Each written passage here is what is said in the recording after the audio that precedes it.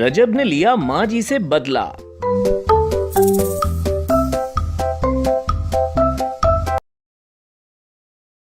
रजब भट्ट और माँ जी आज घर की छत पर बैठे थे।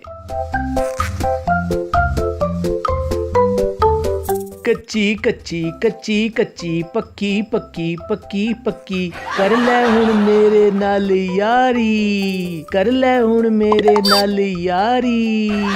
जा सजना वे सद कौंसलर नू मैं जिंद तेरे नाल लावां। कच्ची कच्ची कच्ची कच्ची पक्की पक्की पक्की पक्की कर ले हुण मेरे नाल यारी। अरे रजब अली, ये क्या गाने का कोई सर पैर ही नहीं है, क्या गा रहे हो? जानी ये गाना लंगड़ा है। लगता है तूने टांगे तोड़ी हैं इसकी। नहीं नहीं मम्मा जी, आजकल ये काम चाहत साहब कर रहे हैं। टांगे क्या, वो तो गाने के बाजू भी तोड़ देते हैं। ओए बगैरत, तो चाँद साहब की बेइज्जती कर रहा है। नहीं मम्मा जान, जब उनके गाने हम सुनते हैं तो हमें लगता है हमारी बेइज्जती हो रही है। रजब पुत्तरे, तेनू वेख के इंज लगदा है जिवें दुनिया च बांदरां दी कोई कमी नहीं। ये कहकर माँ जी सीढ़ियाँ उतरकर नीचे चली गई, जबकि रजब भट्ट फोन निकाल कर व्लॉग बनाने लगा। अस्सलाम वालेकुम जी, क्या हाल है जी सबके? उम्मीद है सब ठीक ठाक होंगे। तो सीन कुछ ऐसे हैं कि मेरी और डक्की वाली वीडियो, अगर आपने वो वीडियो नहीं देखी तो वो वाली वीडियो भी जरूर देखना। उसमें आपने देखा था कि माँ जी ने एंड पे हमारी सुलह करवा दी थी, लेकिन उन्होंने मुझे ज्यादा फेवर नहीं किया, तो मैं थोड़ा सा नाराज हूँ उनसे और आज मैंने उनसे लेना है बदला। अब मैंने माँ जी से क्या बदला लेना है, बस देखते जाओ। रजब ने फोन बंद किया ही था कि माँ जी की आवाज आई। रजब पुत्तरे, मुझे सब्जी तो ला दो। मामा जी मैं नहीं जा रहा कहीं सब्जी वब्जी लेने, यार गर्मी तो देखें बाहर कितनी है। रजब अली, ऐसे ही चले जाओगे या फिर आवे मेरी जुत्ती? तौबा है मम्मा जी, जरा सा काम ना करो, चप्पल की धमकी ऐसे देती हैं जैसे कोई जादुई छड़ी हो। रजब सब्जी खरीदने के लिए घर से बाहर निकला तो सामने से हैदर आता दिखाई दिया।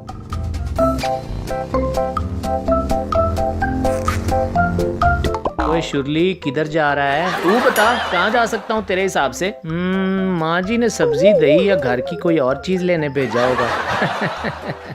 और तेरे मूड के हिसाब से लगता है जबरदस्ती भेजा है तुझे। क्यों बट ठीक कह रहा हूँ ना मैं? हाय कितना समझदार हो गया यार तू मेरे साथ रहकर, नहीं तो पहले खाली खोपड़ी लेकर घूम रहा था।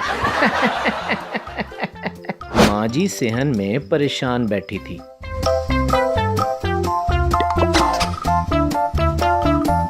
बहुत देर गुजर गई थी लेकिन रजब सब्जी लेकर वापस नहीं आया था। या अल्लाह खैर, रजब क्यों नहीं आया अभी तक? जरूर हैदर की तरफ चला गया होगा। तभी हैदर रजब को व्हील चेयर पे बिठाए सहन में एंटर हुआ। हाय मैं मर जावा, क्यों हो गया रजब पुत्तरे? व्हील चेयर पर क्यों बैठा जाने? माँ जी परेशानी दी कोई गल नहीं हैगी। लेकिन मुझे बताओ तो सही, हुआ क्या है? मम्मा जी मैं गाड़ी ड्राइव कर रहा था कि सामने से भैंस आ गई, उसे बचाने के चक्कर में गाड़ी दीवार में जा लगी। आप परेशान ना हो, टांग की हड्डी पे जरा सी चोट लगी है, इंशाल्लाह जल्दी ठीक हो जाऊंगा। या मेरे अल्लाह, ये हमको किसकी नजर लग गई है? रोज कोई ना कोई मुसीबत आ जाती है। रजब जाने, तुम इधर लेट जाओ, मैं तुम्हारे लिए कुछ खाने को लेकर आती हूँ। माँ जी वहाँ से चली गई जबकि रजब फोन निकालकर व्लॉग बनाने लगा। तो सीन कुछ ऐसे हैं कि शुक्र है मौला का मुझे ज्यादा चोटें नहीं आई, कुछ दिन लगेंगे ठीक होने में। माँ जी रजब के लिए सूप बनाकर वापस आई तो उसे व्लॉग बनाता देखकर हैरान रह गई। हाँ है रजब अली, फटे हुए शाहपुर का मुंह बना के व्लॉग बनाने की जरूरत पड़ गई है। वैसे बट माँ जी सही रोस्ट कर देने तेने। माँ जी ने सूप टेबल पे रखा ही था कि चौधरी साहब भी आ गए।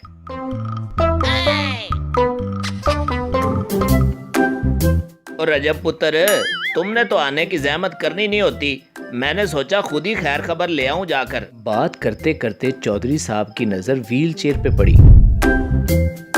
ऐ की होया रजब पुत्र, हुणे बाहर ते तू चंगा भला सी। हाँ जी अभी थोड़ी देर पहले ही टांग पे चोट लगी है। हाय टांग पे चोट? ओ पुत्र हुण मेरे हुंदिया फिक्र करन दी कोई लोड़ नहीं, मैं अभी सीधे पहलवान को बुलाता हूँ, वो तुम्हारी सारी हड्डियां सेट कर देगा। चौधरी साहब ने पहलवान को फोन किया। ओए सीधे पहलवान, तेरी लोड़ पै गई है। और मेरी भी लोड़ है किसे नू? चौधरी साहब ने उसे सारी बात बताकर फोन बंद कर दिया।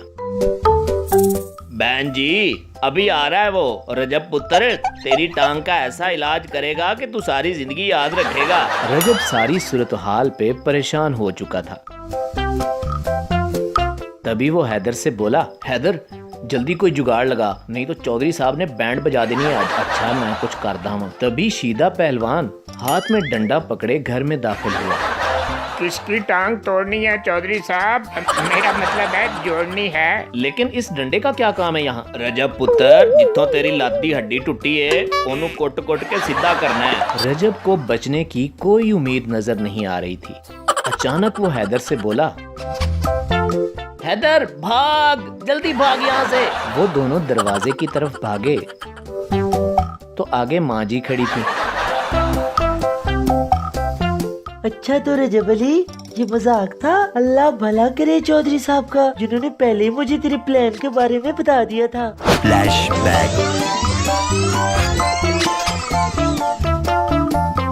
माँ जी रजब के लिए सूप बनाने आई तो चौधरी साहब की कॉल आ गई।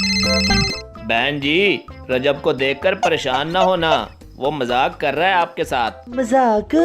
लेकिन वो क्यों? ये तो मुझे नहीं पता, लेकिन वो घर के बाहर खुद व्हील चेयर पे बैठा था। उसकी टांग कहीं से टूटी नहीं लगी मुझे।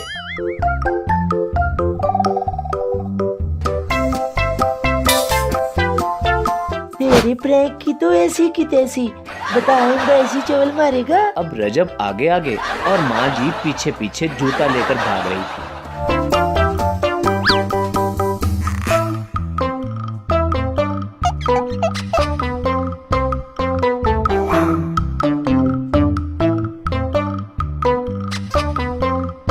और साथ साथ कह रही थी, आइंदा अगर ऐसा प्रैंक दोबारा किया तो सच में तेरी टांग तोड़ देनी है मैंने। मेरी क्या, मेरे फरिश्तों की भी तौबा मम्मा जी। तू भी इस बगैरत के प्लान में शामिल था ना। अब माँ जी हैदर को जूतों से निशाने लगा रही थी। माँ जी हुण छड़ दो, आंदा मैं इस चौल दा साथ कदी नहीं देवांगा। माँ जी ने रजब और हैदर की खूब धुलाई की। उन्होंने आइंदा माँ जी से कोई प्रैंक करने से तौबा कर ली। चौधरी साहब और शीदा हंस रहे थे। तो सीन कुछ ऐसे हैं कि मेरा तो सीन ऑफ हो चुका है। जैसा कि आप लोगों ने देख लिया कि मेरे प्रैंक की बैंड बज चुकी है, ऊपर से लितर परेड भी खूब हुई। आप लोगों को स्टोरी कैसी लगी कमेंट करके जरूर बताइएगा। अल्लाह हाफिज।